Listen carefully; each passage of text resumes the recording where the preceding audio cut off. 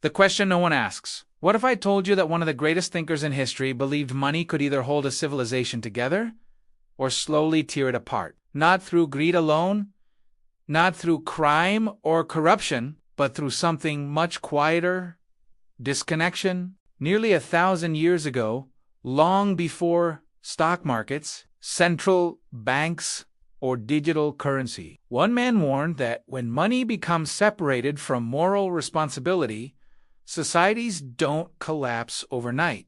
They decay slowly, almost invisibly. His name was Al-Ghazali. Most people know him as a religious scholar or a philosopher. Very few realize he was also one of the sharpest critics of money and power ever to live. And what makes his ideas so unsettling is this: he wasn't predicting his world. He was predicting ours, setting the stage. A world full of wealth. To understand Al-Ghazali, you have to understand the world he lived in. It's the 11th century.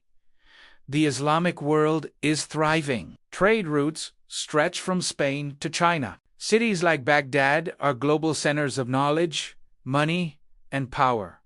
Wealth is flowing. Commerce is booming. Ideas are spreading faster than ever. On the surface, everything looks strong. But underneath, something is off. Public trust is fading.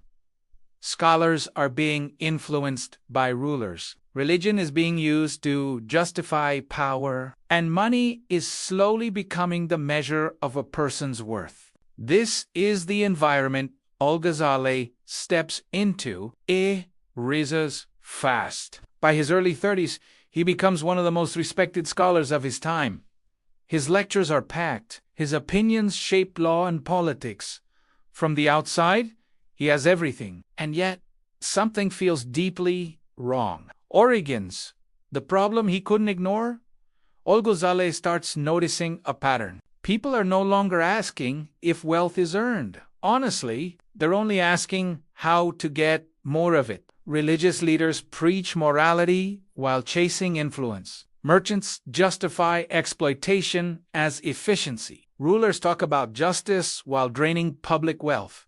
And slowly, something dangerous happens. Money stops being a tool and starts becoming an identity. This is where Al-Ghazali's thinking becomes powerful. He argues that money itself has no real value. It doesn't feed you. It doesn't heal you.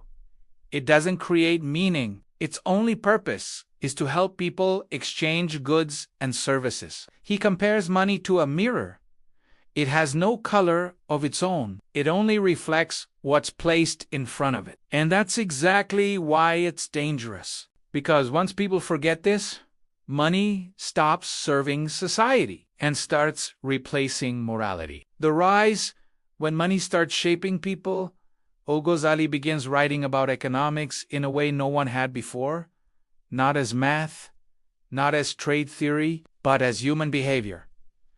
He explains that markets don't just move goods, they shape people.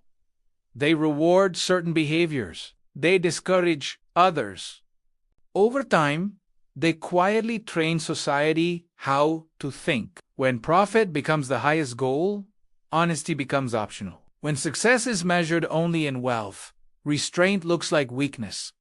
When money defines status, morality becomes inconvenient. And here's his key insight.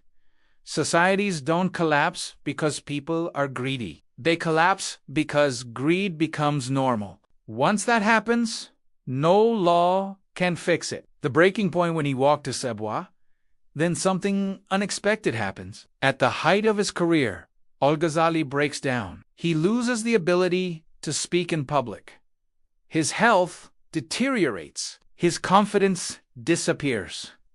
And he realizes something terrifying. He has become part of the very system he's criticizing. So he does something almost unthinkable.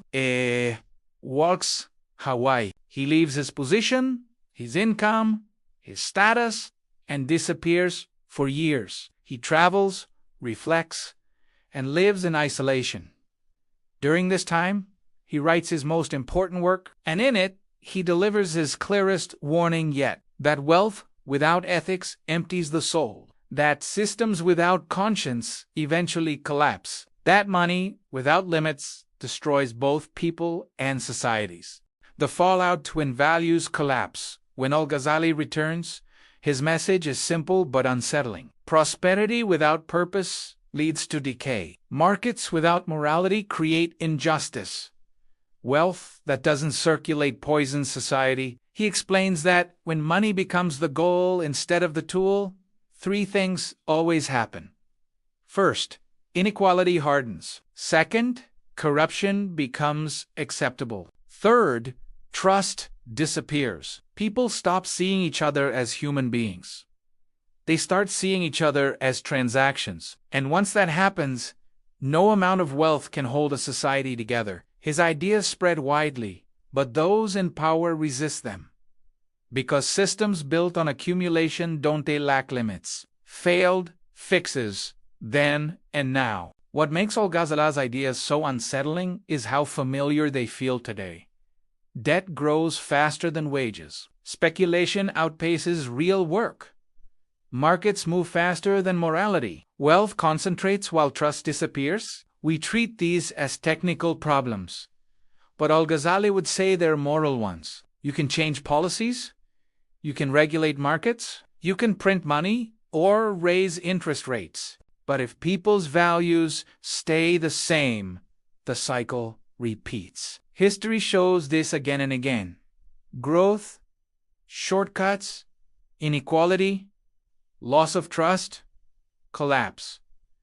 Not because people are evil, but because the system rewards the wrong behavior. Modern parallels, the warning still stands today.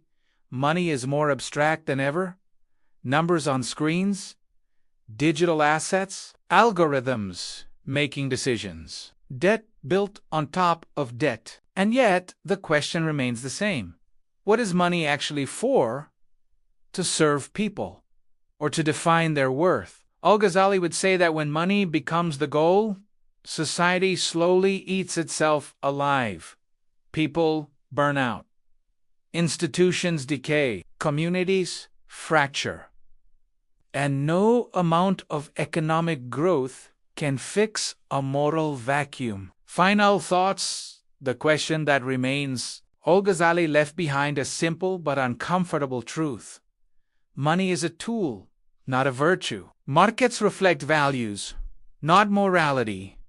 No civilization survives without ethical restraint. Every generation believes it's smarter than the last, more advanced, more immune to collapse.